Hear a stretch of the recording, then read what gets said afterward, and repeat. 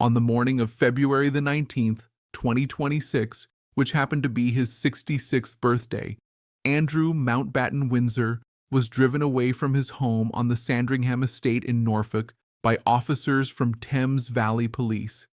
He was taken to Aylsham Police Station and held in custody for 11 hours while detectives questioned him on suspicion of misconduct in public office.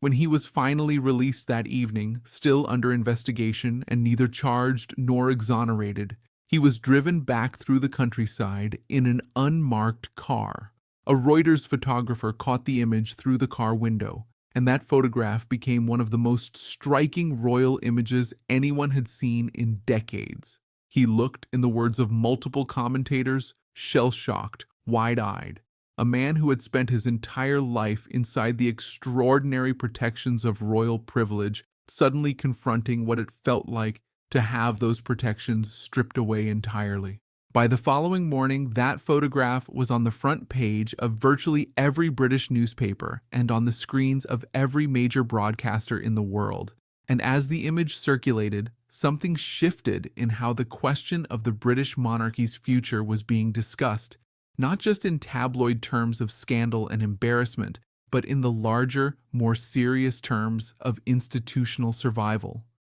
To understand why this single arrest hit the institution with such force, you have to understand the accumulation of events that preceded it, because the arrest of Andrew Mountbatten Windsor did not arrive out of nowhere. It arrived at the end of a chain of revelations that had been building for weeks, triggered by a decision on the other side of the Atlantic that the British royal family had absolutely no control over and no way of preparing for.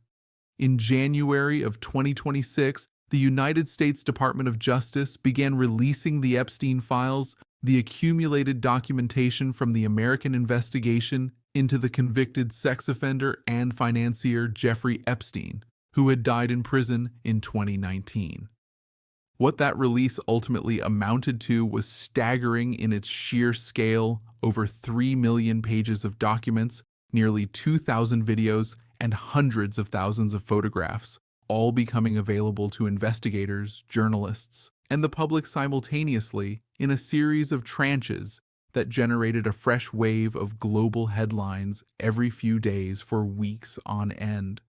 Within that enormous archive, the name of the man once known as Prince Andrew appeared repeatedly and in contexts that proved impossible for the institution to quietly manage or strategically spin. The specific allegation that triggered the arrest was a claim, apparently supported by documentation within the Epstein files, that Andrew, while serving as the United Kingdom's Special Representative for International Trade and Investment between 2001 and 2011, had forwarded confidential reports from his own special advisor to Epstein. One email in the released documents appeared to show him doing exactly that, sharing a summary of his visit to Southeast Asia with a man who was, by that point, already a registered sex offender in the United States. At least 8 separate United Kingdom police forces announced in the weeks following the initial Epstein file releases that they were examining issues raised by the documents. Thames Valley Police, the force that covers the Berkshire area where Andrew had previously lived at Royal Lodge, eventually opened a formal investigation and made the arrest. The charge of misconduct in public office is one of the most serious in English law, carrying a maximum sentence of life imprisonment, reflecting the legal system's particularly dim view of people in positions of public trust abusing that trust for personal or corrupt purposes. What made the situation uniquely difficult for the institution was not simply the severity of the allegation itself, though that was severe enough. It was the timing, the particular concentration of pressures that surrounded this crisis from the very first moment. King Charles was already navigating his own ongoing cancer treatment, managing a public schedule that remained meaningful but reduced compared to what a fully healthy monarch would be expected to carry. The working royal family, already thinned out by years of deliberate restructuring and by the earlier departure of the Sussex branch, was stretched thinner than it had been in living memory. And now, on top of all of that, the institution faced its most serious law enforcement crisis in nearly a century, involving a man who, whatever his formal titles had been stripped back to, remained the king's own younger brother and the son of the most beloved British monarch of the modern era.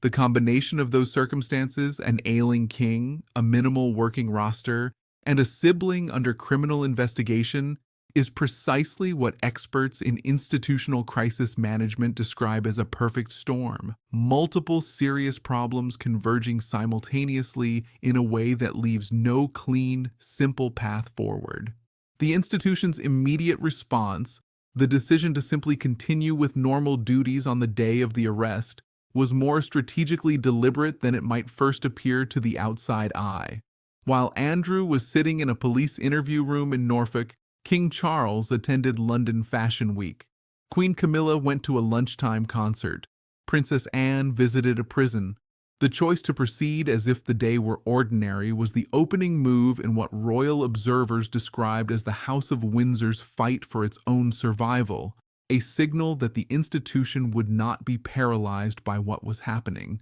and that the broader royal function, independent of any one family member's conduct, would continue without interruption. Charles himself broke from standard practice by issuing a personal written statement, signed not through the usual anonymous palace spokespersons, but directly as Charles R., the R standing for Rex, the Latin for king, a formality that underlined the gravity of what he was saying. He expressed the deepest concern at the news about his brother, and made clear that the law must now take its full course through the appropriate authorities. The simple fact that a reigning British monarch felt it necessary to issue a direct personal statement about a sibling's arrest told its own story about just how serious the palace understood this moment to be. What followed in the days and weeks after the arrest moved with an unusual speed, at least by the standards of British constitutional change, which normally operates on a timeline measured in decades rather than days. Within 24 hours of the arrest, the British government confirmed it was not ruling out action to remove Andrew Mountbatten Windsor from the line of succession entirely, with the Chief Secretary to the Prime Minister addressing Parliament directly on the question. Within days, the Prime Ministers of Australia, Canada, and New Zealand had all publicly signaled their support for exactly that removal. A remarkable and historically significant moment of Commonwealth unanimity on a constitutional question involving the royal family. Australia's Prime Minister Anthony Albanese wrote directly to the British Prime Minister confirming his government would agree to any proposal to remove Andrew from the succession. Canada's Prime Minister Mark Carney described Andrew's conduct as deplorable and said his removal from the line of succession was necessary. New Zealand signaled the same position. Not a single Commonwealth realm indicated any opposition to the move. The breadth of that international consensus, coming together within a week of the arrest, reflected how far the political calculation had shifted. The old instinct toward deference to the palace's own management of difficult family situations had simply evaporated, replaced by governments across the world deciding almost simultaneously that their population's patience with protecting the former prince had reached its definitive end. The constitutional mechanics of actually removing someone from the line of succession are considerably more complicated than the political will to do so, and that complexity has become one of the defining features of the ongoing challenge the institution faces. Under current law, any change to the line of succession requires primary legislation passing through the United Kingdom Parliament, which itself requires extensive debate and scrutiny across both the Commons and the Lords, and then requires the consent of each of the 14 other Commonwealth realms where the king serves as head of state, each of which has its own parliamentary process to complete. Constitutional scholars have estimated the total process could take a year or more, even with broad political support across all of those parliaments, which means that Andrew Mountbatten Windsor remains, at the time of this recording in June of 2026, still eighth in the line of succession, technically eligible to serve as a counselor of state despite the fact that he is simultaneously the subject of an active criminal investigation that continues to widen. That legal reality, a man under investigation for potential misconduct in public office, remaining one of the people theoretically empowered to perform royal functions on behalf of the crown, represents the most visible, ongoing constitutional awkwardness the monarchy has had to manage in recent memory. There has been reporting attributed to royal commentators and insiders suggesting that representatives from Buckingham Palace traveled to Sandringham in March to explore whether Andrew would voluntarily renounce his place in the succession himself, which would be the simplest and fastest resolution available, eliminating the need for the lengthy multi-parliament legislative process entirely. Andrew himself, according to those same reports, was considering the possibility, though not without conditions attached, with sources suggesting he was unwilling to make any voluntary concessions without some form of assurance about how the ongoing police investigation would proceed. Those negotiations, if they are indeed happening, remain entirely behind closed doors, which is entirely consistent with how the palace has always preferred to manage its most sensitive internal decisions. The public statement version of events has remained carefully controlled throughout. The actual conversation version of events is happening somewhere much less visible, as it almost always does with this particular institution. The investigation itself has continued to expand since the initial February arrest, adding further layers of complexity and further pressure on the institution. By early March, reporting emerged that detectives were considering widening the inquiry beyond the original misconduct in public office allegation to potentially include corruption and even sex trafficking offenses, reflecting assessments by investigators that the legal threshold for the misconduct charge might be difficult to meet, but that other potential offenses raised by the same documentary evidence were worth examining in their own right. The Metropolitan Police in London separately confirmed they had urged Andrew's current and former royal protection officers to consider carefully whether anything they had seen or heard in his company might be relevant to the broader investigation into Epstein and his associates, a step that significantly expanded the circle of potential witnesses in ways that the institution has no control over and no mechanism for managing. By early June, police were also reported to be examining allegations that Andrew had behaved inappropriately toward a waitress at a Royal Ascot event in 2002, an allegation entirely separate from the Epstein file material but surfacing in the same investigative window, adding yet another thread to an inquiry that shows no sign of reaching a conclusion quickly. There is also a dimension of this crisis that hasn't received the same level of attention as the arrest and the succession question, but that many constitutional experts consider potentially more serious for the institution in the longer run. A leaked United States security assessment, reported by the Daily Mail in February, described intelligence analysis under the title Political Corruption and referenced what it described as concerns about Andrew's susceptibility to foreign influence going considerably beyond his relationship with Epstein specifically.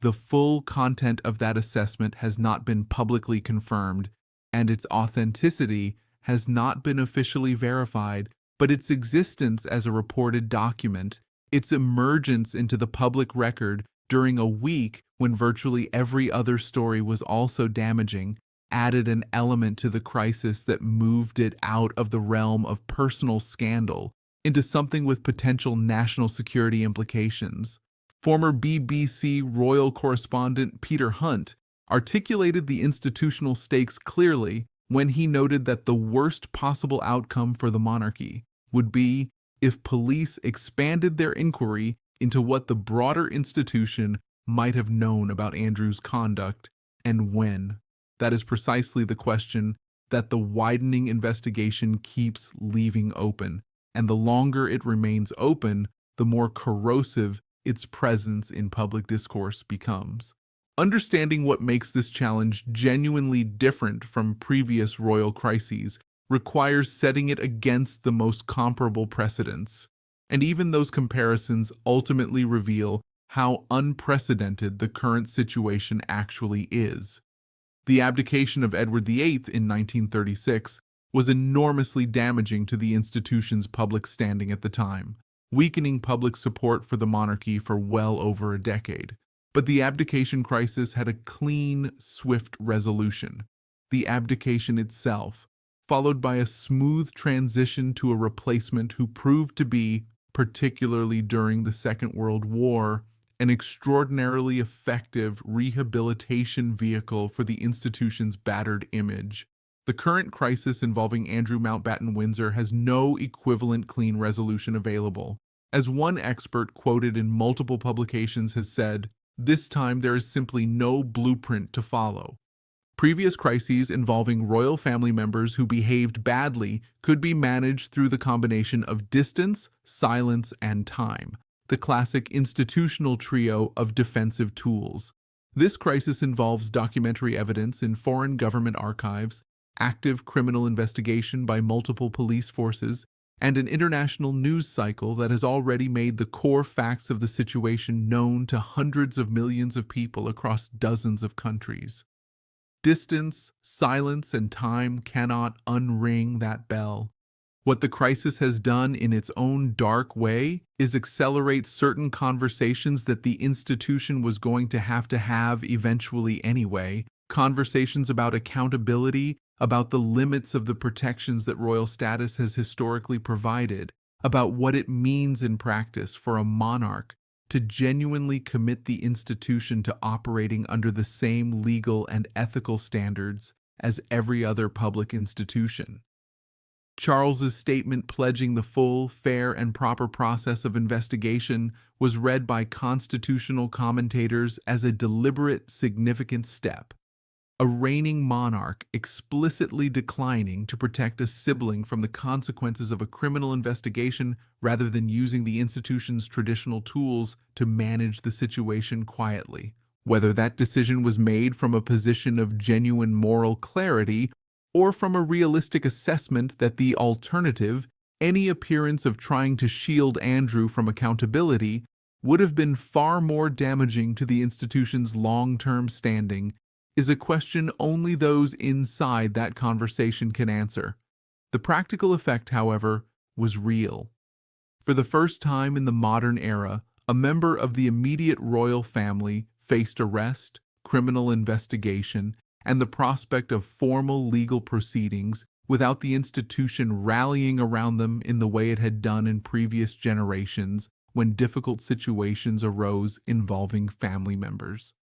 The personal dimension of this crisis for King Charles himself deserves considerably more attention than it typically receives in the coverage, which has focused naturally on the legal and constitutional mechanics rather than on what it actually feels like to be the person at the center of the institution being asked to navigate it.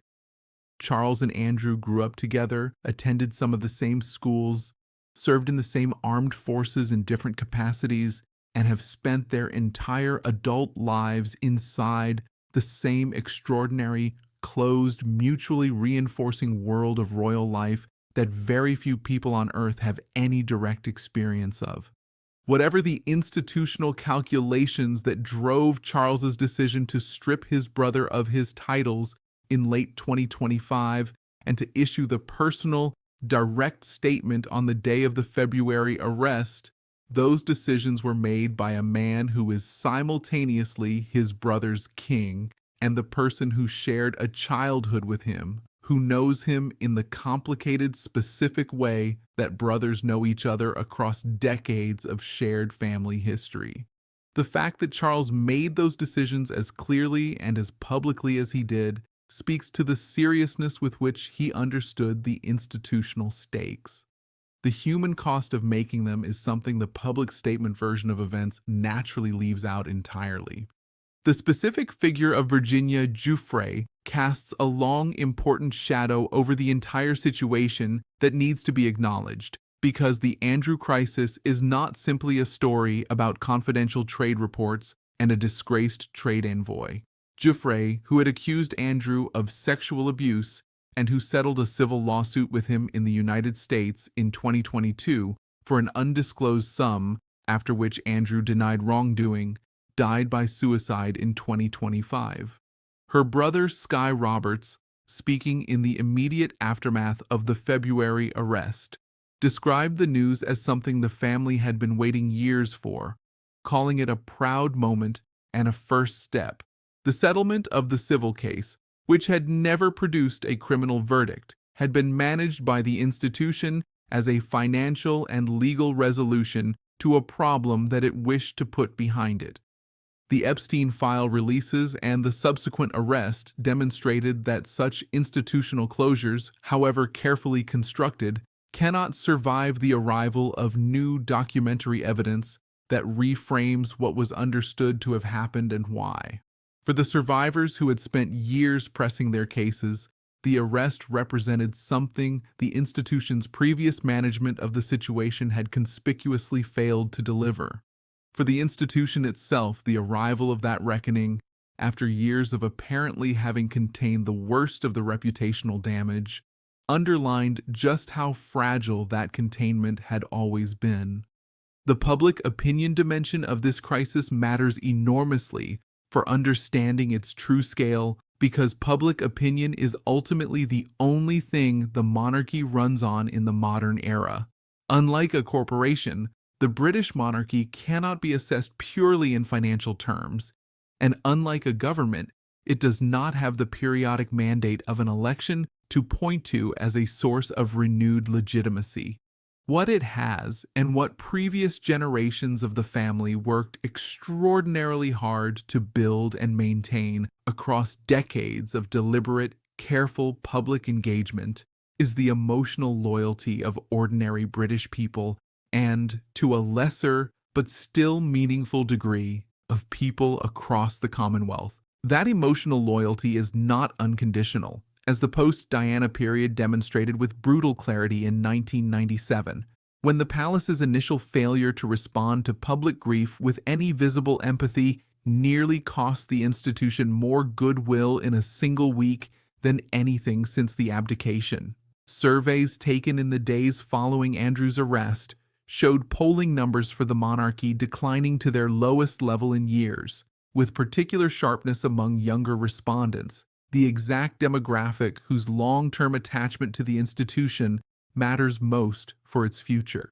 The response from older demographics was more forgiving, more inclined to separate their feeling about the monarchy as an institution from their judgment of any individual family member's conduct. But even in those age groups, the polling showed a notable erosion of the baseline goodwill that the institution normally carries into difficult periods as a kind of buffer.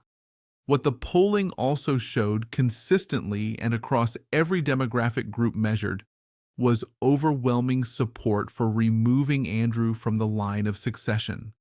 That near-universal public support for the succession change has given the government the clearest possible mandate to pursue the legislation, but the legislative complexity has meant that as of mid-2026, the actual removal remains unfinished, leaving the uncomfortable legal reality of his current position unchanged.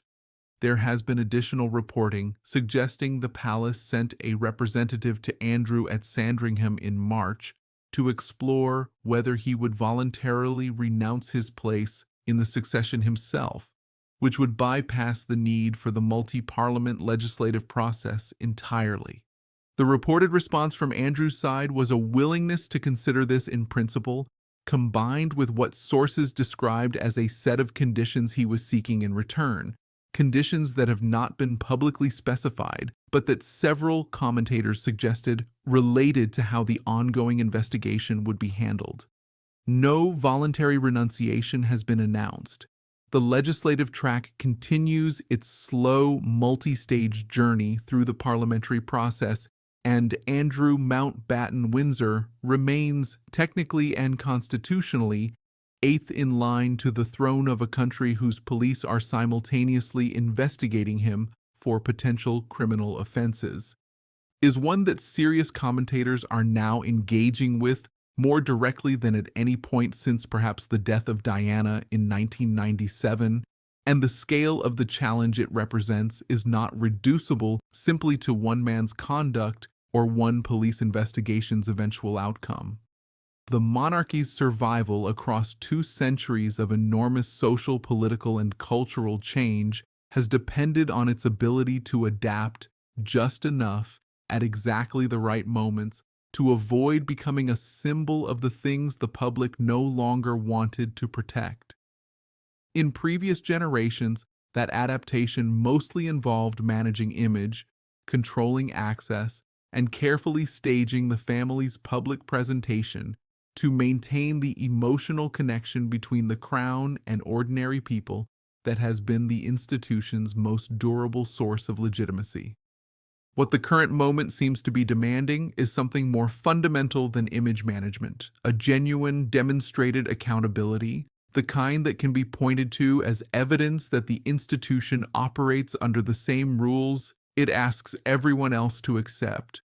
Charles's statement on the day of the arrest was an attempt at exactly that. Whether it will prove to have been enough depends on things that are not yet known, on what the investigation eventually uncovers, on how long the legal process takes, on how many more revelations emerge from the still rolling release of Epstein-related documentation, and on whether the institution manages, in the meantime, to demonstrate enough of the steady, purposeful, public-spirited function that has historically justified its continued existence in the eyes of a public that is watching this crisis more closely, more skeptically, and with less automatic deference than any previous generation has ever done.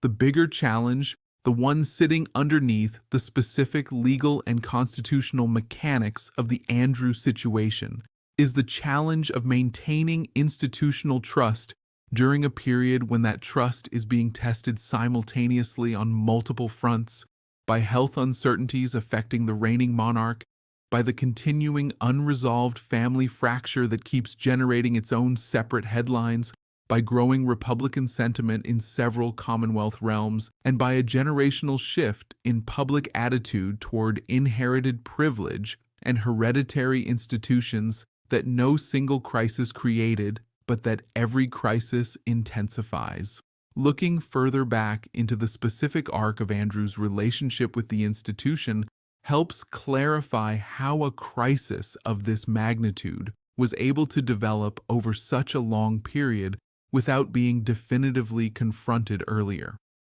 Andrew was, for many years, one of the more active and apparently valued members of the working royal family, his role as a trade envoy generating real diplomatic activity, even as questions about the company he kept and the expenses he incurred were raised periodically and then largely set aside. His friendship with Epstein began in the 1990s and continued long after Epstein's 2008 conviction in the United States, a continuation that defies easy explanation and that Andrew has never adequately accounted for in any public forum. The infamous 2019 BBC Newsnight interview, in which Andrew attempted to address the accusations against him and instead produced one of the most catastrophically misjudged pieces of television any public figure has given in modern memory, marked the moment when the institution finally ran out of road on the strategy of quiet management. He was removed from public duties within days of that interview. His titles were stripped formally in late 2025, and yet the underlying questions were never actually resolved, simply placed on hold until the Epstein file releases in January of 2026 made holding them in place any longer impossible. What the coming months will test is whether the institution can sustain the level of transparency and engagement it has demonstrated in its initial response to this crisis across what is almost certainly going to be a very long, slow, grinding legal process, one that will generate new headlines at unpredictable intervals for months or even years, each one returning public attention to a situation the institution would clearly prefer to see resolved and behind it.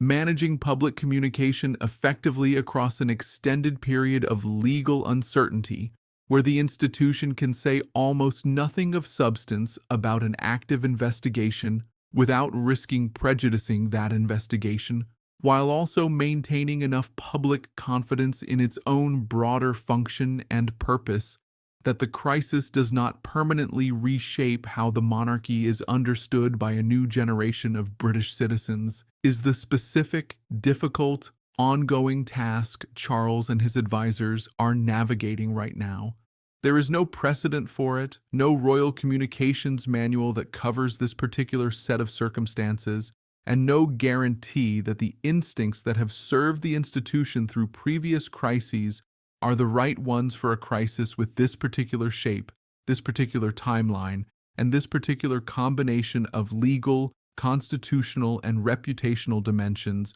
all needing to be managed simultaneously. What there is, alongside all of that uncertainty, is a monarch who has already demonstrated more willingness to speak plainly about his own institution's shortcomings and more willingness to hold a family member publicly accountable than almost any of his predecessors would have done. Whether that willingness is enough, whether it arrives in time, and whether it endures as the pressure from this crisis continues to build across the months ahead, is the question on which a great deal of the monarchy's longer-term future now depends. Have pointed out, with some justification, that the palace was extraordinarily slow to respond to a problem visible and documented for well over a decade, that the mechanisms it normally uses to manage difficult situations involving family members were deployed here as damage limitation tools when they should instead have triggered a much earlier reckoning. The instinct for containment served the family badly in this case, where the nature of the underlying material meant that containment was always temporary, and the eventual explosion was always going to be significantly worse than an earlier confrontation would have been. Whether the current, more open approach actually represents a genuine shift in institutional culture, or simply a belated adjustment to circumstances that left no other option, is something only the handling of the next comparable crisis will truly reveal.